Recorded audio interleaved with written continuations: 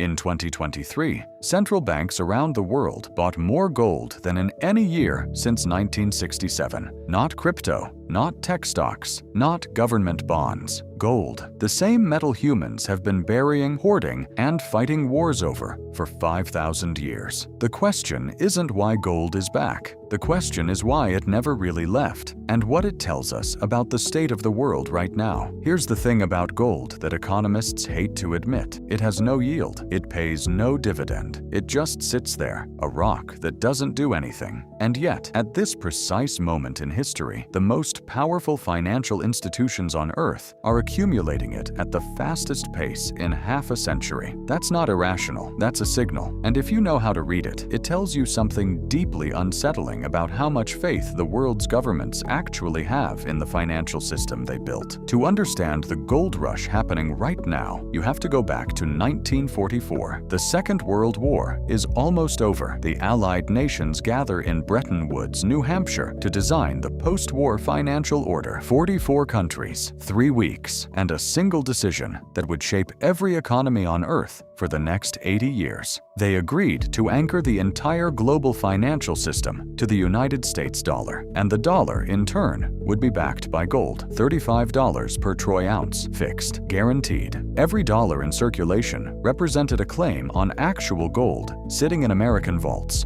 It was, in theory, a system of perfect accountability. You couldn't just print money. You had to have the gold to back it. It lasted 27 years. In 1971, President Nixon faced a problem. The Vietnam War was expensive, social spending was rising, and foreign governments, particularly France, were lining up to exchange their dollars for gold, exactly as the system allowed. The U.S. gold reserves were draining fast, so Nixon made a phone call to the Federal Reserve chairman on a Friday evening, announced it on television that Sunday night, and by Monday morning, the world had changed. The dollar would no longer be convertible to gold. Just like that, the anchor was gone. Economists called it the Nixon shock. And what it created, a global financial system backed by nothing except trust in the United States government, is the world we have lived in ever since. For 50 years, that system worked, mostly. The dollar remained dominant. U.S. Treasury bonds became the world's safest asset. When crises hit Asia in '97, the dot-com crash, the global financial crisis of 2008, the world ran toward dollars, not away from them. But something began to shift, quietly at first, then not so quietly. In 2014, Russia invaded Crimea. The West responded with financial sanctions, cutting Russia off from dollar-denominated systems, freezing assets, applying pressure through the architecture of global finance itself. It worked, but it also sent a message to every other government watching. If you hold your reserves in dollars, if your sovereign wealth is denominated in U.S. Treasury bonds sitting in Western financial institutions, then Washington has a hand around your throat, and it will use it. In 2022,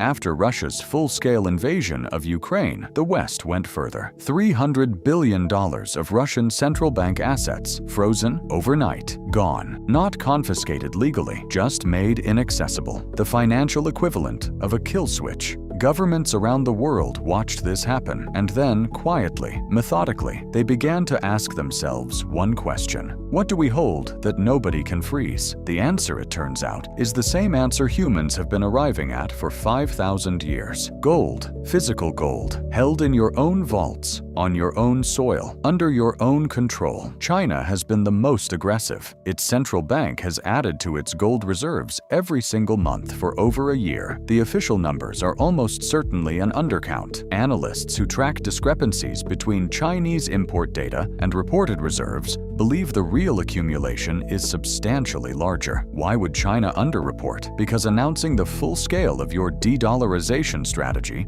while you're still executing it is like telegraphing your chess moves. You don't do it. India, Turkey, Poland, Hungary, Singapore all have significantly increased their gold holdings in the past 5 years. Poland became the largest gold buyer in Europe. Its central bank governor said explicitly that gold was chosen because it carries no credit risk and no counterparty risk. In plain language, no one can take it from us. That sentence, "no one can take it from us," is doing a lot of work. It is not the language of financial optimization. It is the language of geopolitical anxiety. It is the language of countries that have looked at what happened to Russia and decided they want an exit from the dollar system if they ever need one. Now here is where it gets complicated, because this isn't just about geopolitics. It's about something more fundamental. It's about debt. The United States currently carries more than $33 trillion in national debt. The Federal Reserve, between 2008 and 2022, expanded its balance sheet from less than $1 trillion to nearly $9 trillion. The European Central Bank did the same. The Bank of Japan did the same.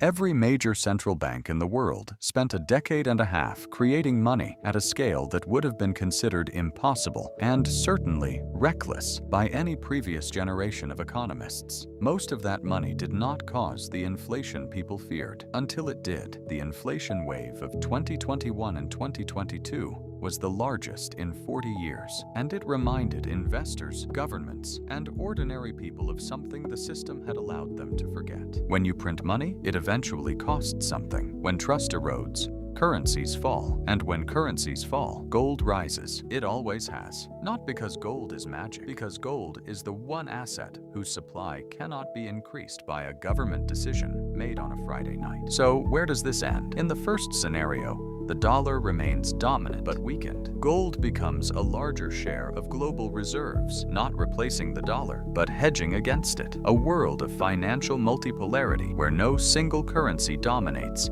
and gold acts as the neutral reserve layer beneath everything. This is the most likely outcome, and it is already quietly underway. In the second scenario, a credible alternative reserve currency emerges. The BRICS nations, Brazil, Russia, India, China, South Africa, have openly discussed a new trade currency backed partly by gold and partly by commodities. If it gains traction, it would be the most significant challenge to dollar dominance since Bretton Woods. Most economists are skeptical, but 5 years ago, most economists were skeptical about a lot of things that happened anyway.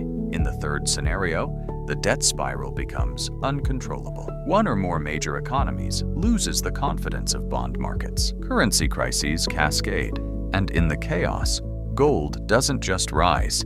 It becomes, once again, the only thing anyone trusts. This scenario is not the base case, but the fact that serious people are modeling it, that central banks are positioning for it, should give you pause. Here is what this gold rush is really telling us. The countries buying gold are not doing it because they think the world is fine. They are doing it because they are not sure it is. They are building exits. They are hedging against a system they helped create and now, privately, do not entirely trust. Gold has no yield. It pays no dividend. It just sits there. And right now, sitting there, safe, unreachable, sovereign, is exactly the point. The last time the world looked like this, they gathered in a hotel in New Hampshire and redesigned the entire global financial order. We may be closer to that moment than most people realize.